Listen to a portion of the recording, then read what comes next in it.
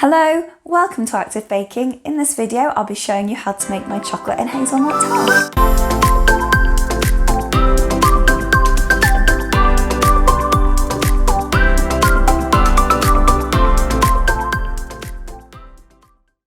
This recipe will be structured into two parts. Firstly, we'll make the chocolate and hazelnut pastry base, and then the chocolate filling to go in the middle. You can find the written up version of my recipe on my blog, and I'll include a link in the description below. This recipe is part of a series of recipes I'm doing called season specials.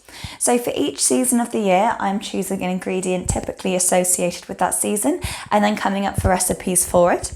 So for winter this year, I've chosen chocolate. If you'd like to see more recipe videos like this in the future, then please make sure you subscribe to my channel.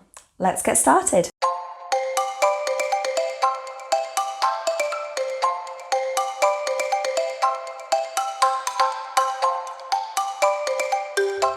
The first part of making our chocolate base for our chocolate tart is to firstly roast our hazelnuts. So you'll need approximately 80 grams of hazelnuts. Don't worry if you have the skins on, you can rub them off once they have toasted. But you'll need to preheat your oven to 200 degrees Celsius for a conventional oven and 180 degrees Celsius for a fan oven, and then toast them for around 5 to 10 minutes. To make the pastry for our tart base, you will need 80 grams of toasted hazelnuts that have been blended, so they're quite fine. I did mine in a food processor. 100 grams of caster sugar, 200 grams of plain flour, 100 grams of unsalted butter at room temperature that have been cut up into cubes, 4 tablespoons of milk, and 15 grams of cocoa powder. The first part of making the pastry is to combine our butter and flour. So if we pour these into a large bowl, and you'll need clean hands as you will be rubbing it together. So all you need to do is use your hands and then pick up the butter and flour and rub it between the tips of your fingers like this. And you just continue doing it until it resembles a fine crumb.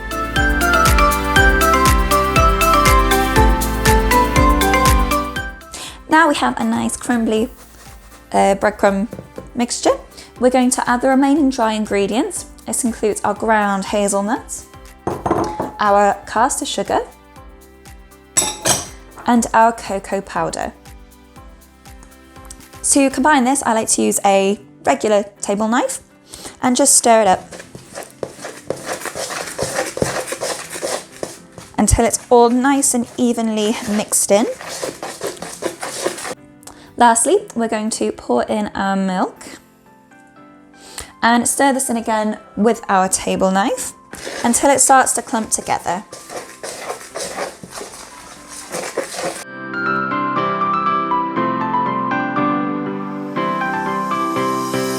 We're going to pull this together into one ball. So just use your hands, pull it in.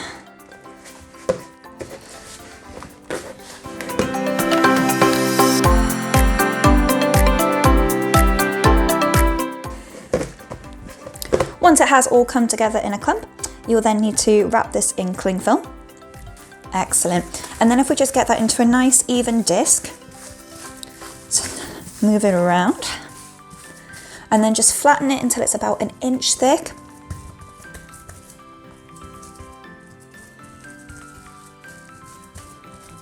Excellent.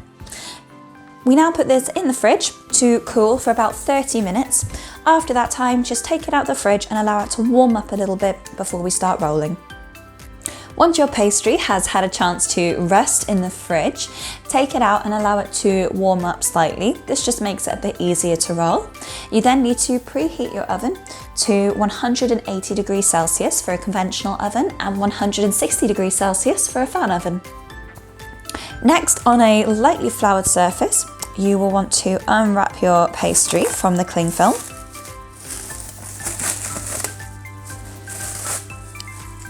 Let's lay it down and then sprinkle it lightly with flour. I also find sprinkling or covering my rolling pin in flour really helps at this stage. And then we're just gonna slowly roll it out.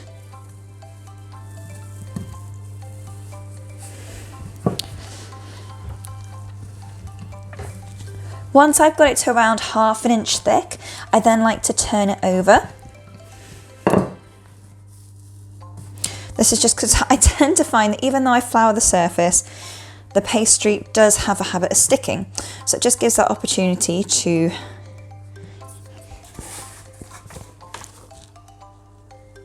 re-sprinkle the surface. Move it back on. Maybe put a bit more on the rolling pin. And just go again. The kind of desired shape that you want is just a nice big circle. You don't want the pastry to be cracking because it makes it kind of harder to put into your quiche tin or your tart tin. So the size that I'm using is about a 9-10 inch quiche tin. Got this, but with a removable base. So you want it to be probably about 1.5 inches wider than that. You also want the pastry to be quite thin, around 3 millimeters. I find rolls quite well. Now that we have rolled it out, we are going to place our rolling pin at the end and then grab the ends of the pastry and just slowly roll it up, making sure to be very gentle. Oh, that'll come off there. Okay, and then put the tart tray there. Gently lift your pastry, hold the ends of your rolling pin and just, oh goodness, it's ripping. And unravel it onto your tart case. As you can see, I've had a little bit of a blunder there, which is fine. It's not the end of the world, so don't worry if yours doesn't quite go to plan. I tend to find that some days it's perfect, sometimes it isn't. And then we're just going to gently lift each side and allow it to fall into the edges of the tin, just a bit gently. There we go. You can put some gentle pressure. The bits that have kind of cracked, don't worry, you can always just kind of squish the pastry together. I find that this is quite a soft pastry dough anyway, so it's a lot easier to kind of push together and mould. And then use the rolling pin with pressure just over the top, and this will create a nice kind of pattern cut for you. Now we can prepare this for blind baking. So you will need baking paper, baking beans. You could use dried rice or dried pasta if you don't have baking beans. Just something with weight that won't ruined in the oven. So if we just lay this down on the edges and then fill it with the beans.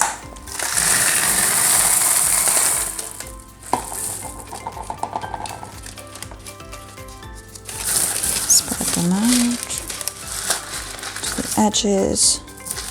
Do not put baking beans in without baking paper or foil underneath because they can leak, which you really don't want.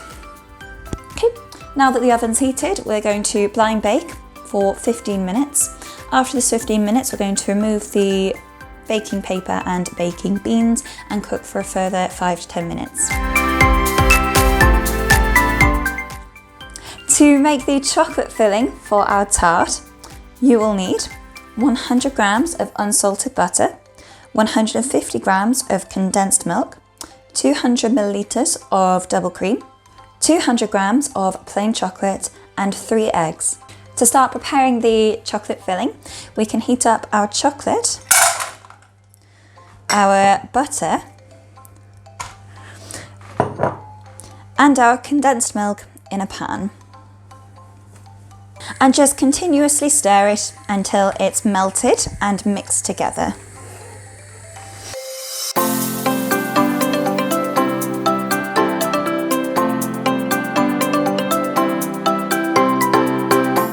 Now that we have it all nicely mixed in and it's got almost this slimy texture, you'll see as you push through it, it takes a while to kind of come back. It's not runny.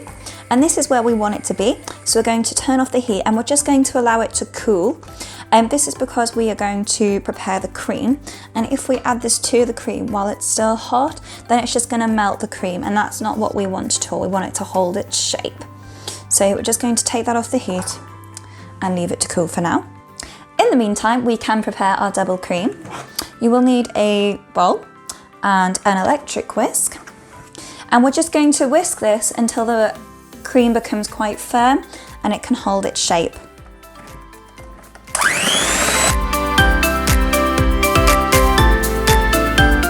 We now have our melted chocolate mixture. I've got the 3 eggs, but I've whisked them up with a fork in a bowl, and our whipped cream. We're going to add the chocolate to the whipped cream and just slowly fold it in until it's combined. And then we're going to do exactly the same with the eggs.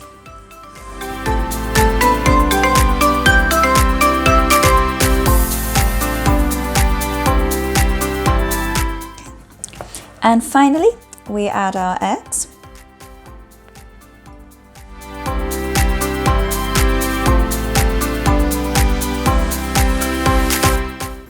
And now we have our chocolate mixture. So we can bring over our tart base and pour it in.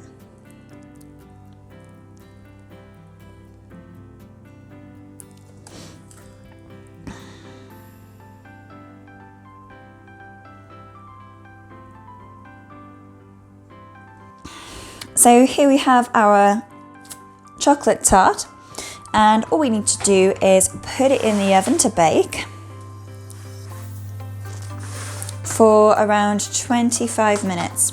You'll notice as well that as it bakes, it does rise in the oven, but that's absolutely fine. Just make sure that it doesn't spill.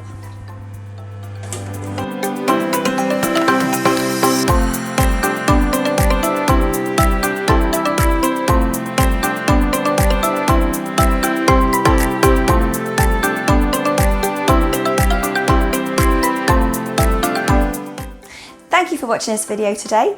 If you enjoyed this video, please give it a thumbs up. If you'd like to see more videos like this in the future, then please make sure that you subscribe to my channel. You can also follow me on Instagram @ActiveBaking, and it's all one word, and this is where I post regular updates of what I'm baking, including my original recipes. If you do make this recipe, then please make sure you comment below to let me know how it goes. My next chocolate recipe will be released next weekend. I'll post on my Instagram on the Saturday to let you know what it is, and then the recipes will go live on Sunday. Thank you again for watching. Have a lovely day. Bye.